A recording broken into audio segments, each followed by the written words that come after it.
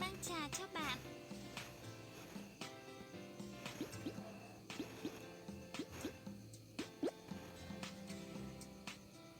Hãy chọn 2 loại hoa quả: dâu tây, chuối.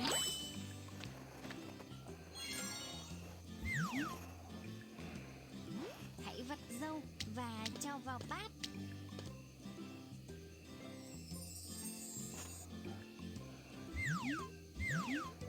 Hãy bóc vỏ chuối.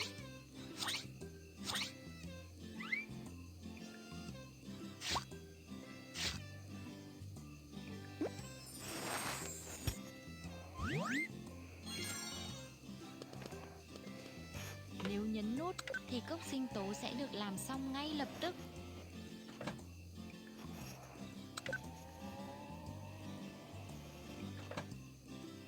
Hãy cho nguyên liệu vào nước ép. Nếu cho đá vào thì sẽ mát lạnh hơn rất nhiều.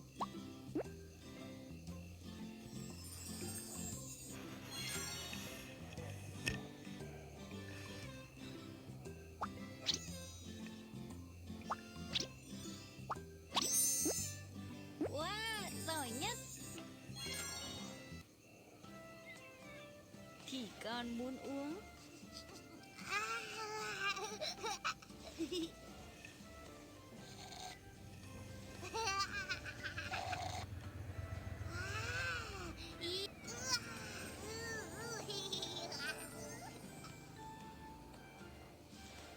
Cảm ơn.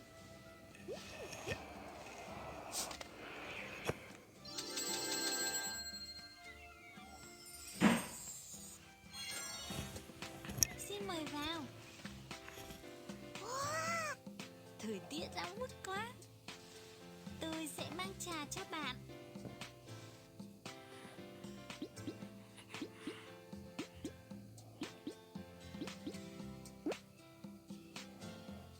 Hãy đổ sữa vào. Hãy cho hoa quả vào máy. Dứa,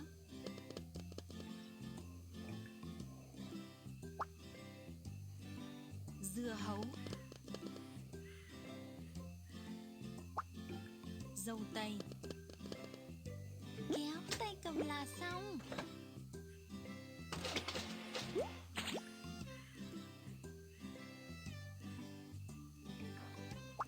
Dứa, chuối, quả việt quất,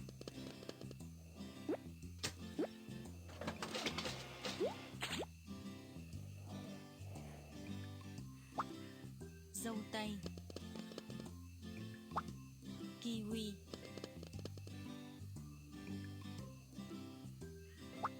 quả việt quất,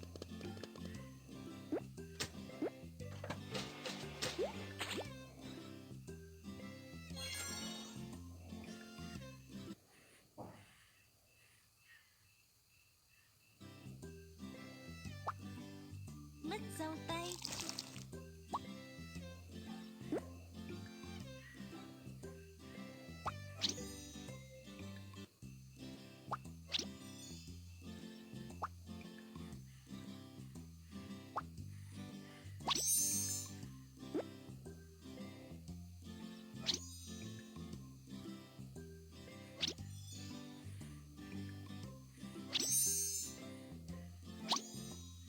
thật xuất sắc.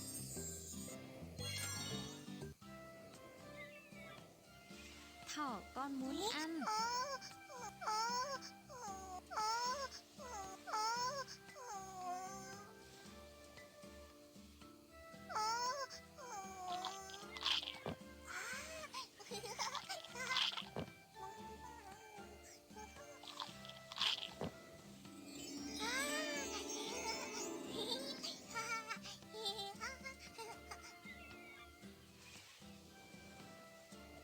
Cảm ơn.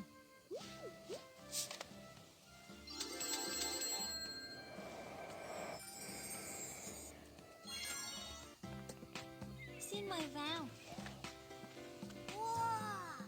Khát quá. Tôi sẽ mang trà cho bạn.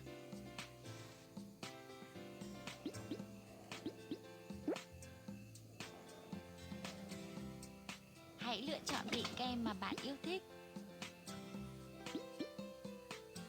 Vị đào,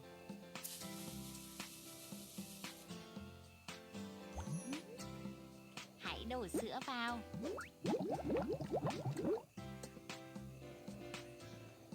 Hãy trộn đều bằng máy trộn.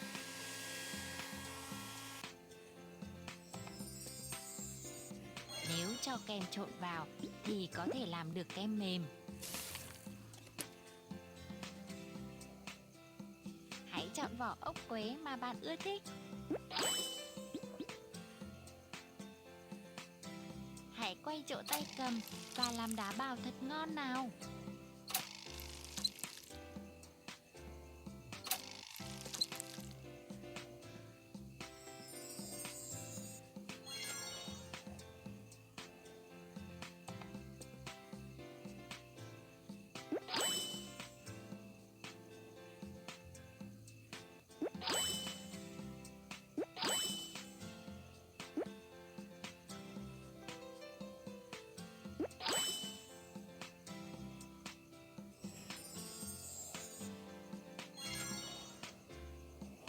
Kem nhìn trông ngon quá. Mèo con muốn ăn.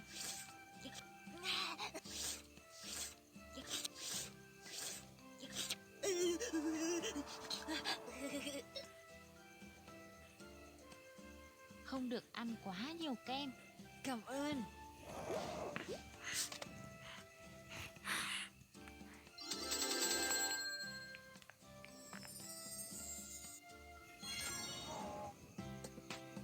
Xin mời vào. Thời tiết nóng bức quá. Tôi sẽ mang trà cho bạn.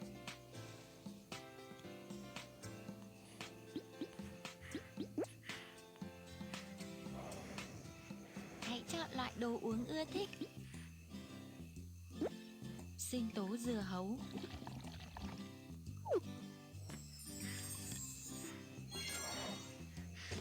Hãy cho khung hình có thể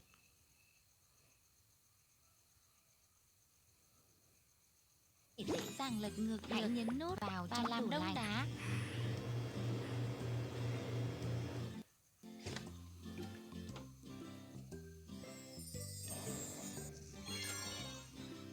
Đã làm xong rồi, hãy đặt vào trong bát.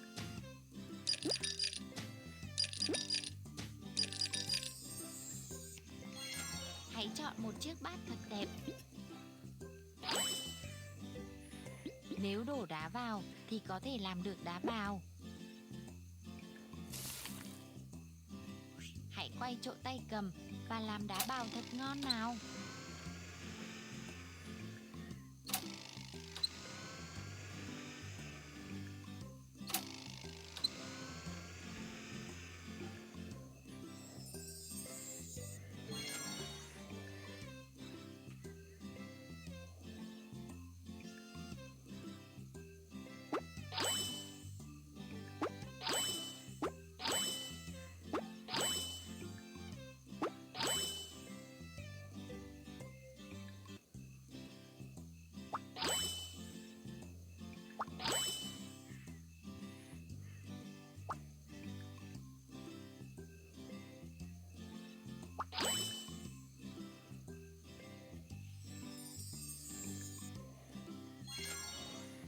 Đá bào chắc chắn sẽ rất ngon.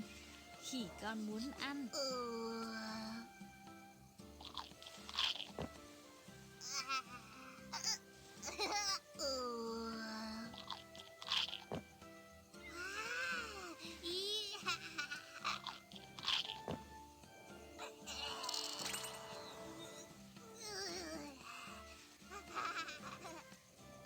Nên ăn đá bào một cách vừa đủ. Cảm ơn.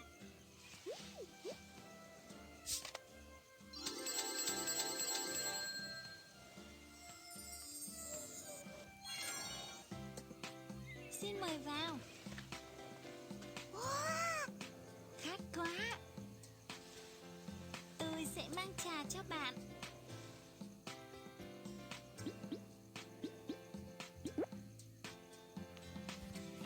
Hãy chọn hình dạng ưa thích.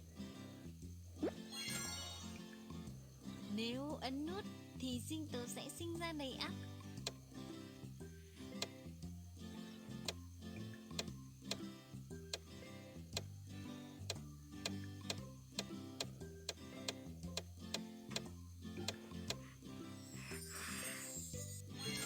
Hãy cho loại quả mà bạn ưa thích vào. Dâu tây, Kiwi, kiwi. Đặt bánh kem vào tủ lạnh là xong.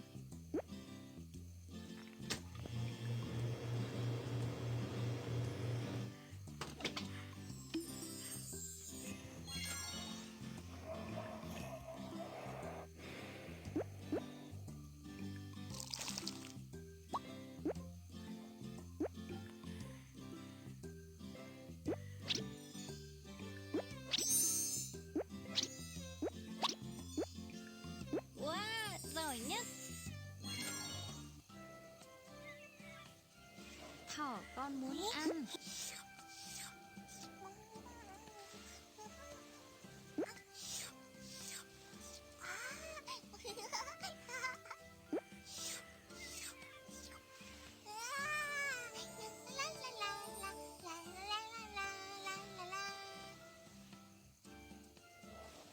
Cảm ơn.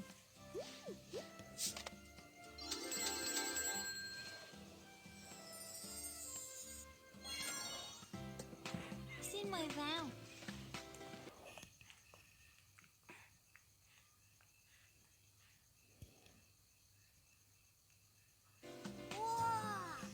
Thời tiết nóng bức quá. Tôi sẽ mang trà cho bạn.